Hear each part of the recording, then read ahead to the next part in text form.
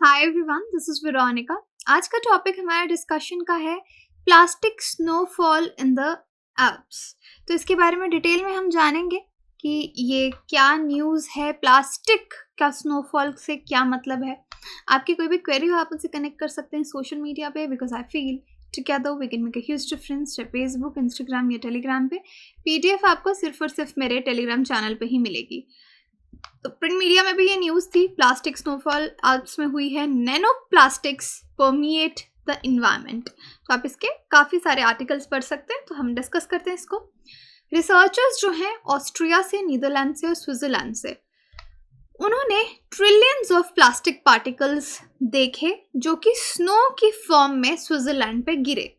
ये पार्टिकल्स अंदाज़ा लगाया जा रहा है 2000 किलोमीटर हवा के थ्रू ट्रैवल करके आए हैं, ये रिसर्चर्स का ऐसा मानना है। तो देखिए, ये जगह आपके एल्प्स आते हैं, यहाँ पे आपका स्विट्ज़रलैंड है जहाँ की हम बात कर रहे हैं। ये देखिए, आप यहाँ पे एल्प्स माउंटेन्स देख पाएंगे, अलग अलग ईस्टर्न एल्प्स, सेंट्रल एल्प्स आप देख पाएंगे यहाँ पे मैप में, राइट। तो इस जगह की हम यहाँ पे बात कर रहे हैं। ये देखिए डोलोमाइट, ये एल्प्स, ये सारा आपका एल्प्स वाला रीजन है। दिस इज स्विट्जरलैंड जहाँ पे हम बात कर रहे हैं माइक्रो प्लास्टिक्स गिरने की या नैनो प्लास्टिक्स गिरने की। अब यहाँ पे रिसर्चर्स को ये तो पता है कि plastic in the form of snow आ रहा है, स्नो के साथ आ रहा है, लेकिन कितना प्लास्टिक वापस से अर्थ पे गिर रहा है और ये कहाँ से आ रहा है? ऑब्वियसली अर्थ से एटमॉस्फेयर में जा रहा है और फिर वापस नीचे आ रहा है, लेकिन हाउ मच प्लास्टिक? तो इस चीज़ में साइंटिस्ट ज़्यादा इंटरेस्टेड थे और उन्होंने ये पूरा स्टडी किया। ऑथर्स ने प्लास्टिक नैनो पार्टिकल्स, ये अंदाज़ा लगाया कि 1200 माइल्स एयर के थ्रू ट्रैवल करके ग्राउंड तक पहुंचे हैं। अब देखो, स्टडी ऑथर्स जो हैं कोई एग्जैक्ट नंबर्स नहीं दे रहे, लेकिन एस्टिमेट लगाया जा रहा है कितना ton nano plastic, 3000 tons of nano plastics जो है वो स्विट्जरलैंड को हर साल कवर करता है। सो कितना? 3000 टन्स प्लास्टिक, नैनो प्लास्टिक की यहाँ पे बात हो रही है।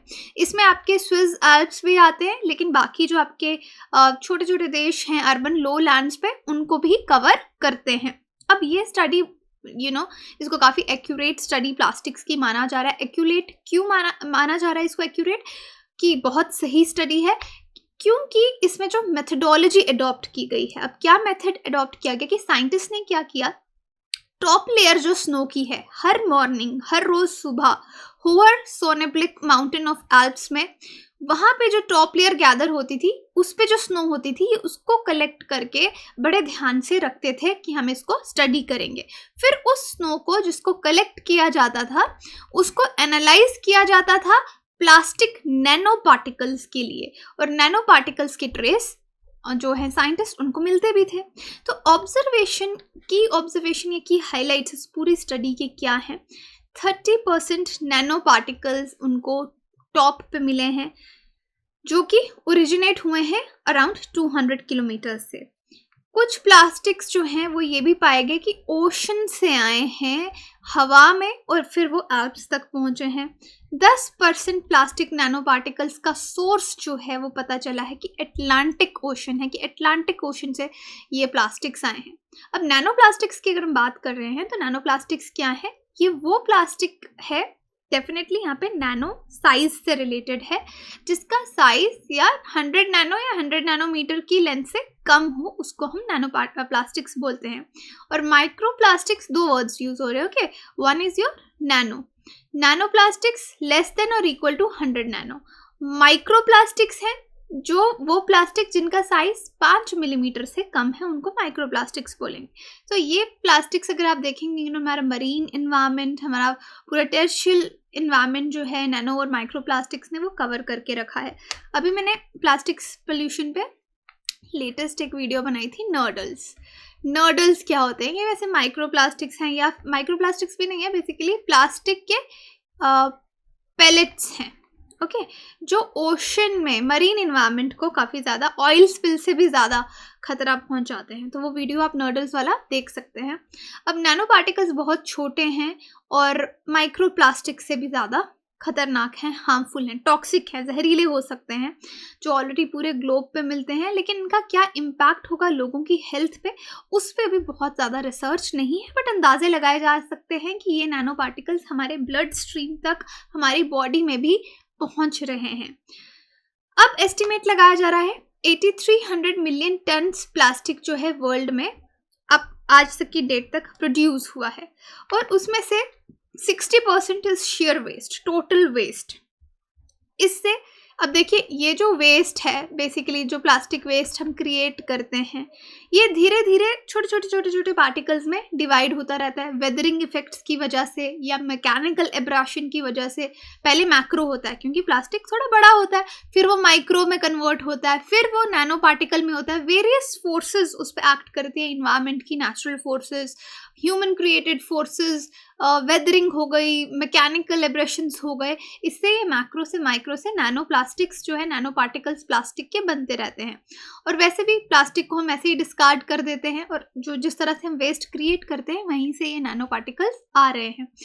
कैसे? जो हमारे हर दिन के प्लास्टिक प्रोडक्ट्स हैं, हम पैकेजिंग में प्लास्टिक देखते हैं, क्लोथ लेके आते हैं उसमें नैनो प्लास्टिक्स हैं, और ये इतने हल्के हो जाते हैं कि आप इसको गैस की तरह मान लीजिए, जैसे गैस हवा में उड़ रही है, ये भी उड़ते उड़ते कहीं पे भी पहुंच जाते हैं।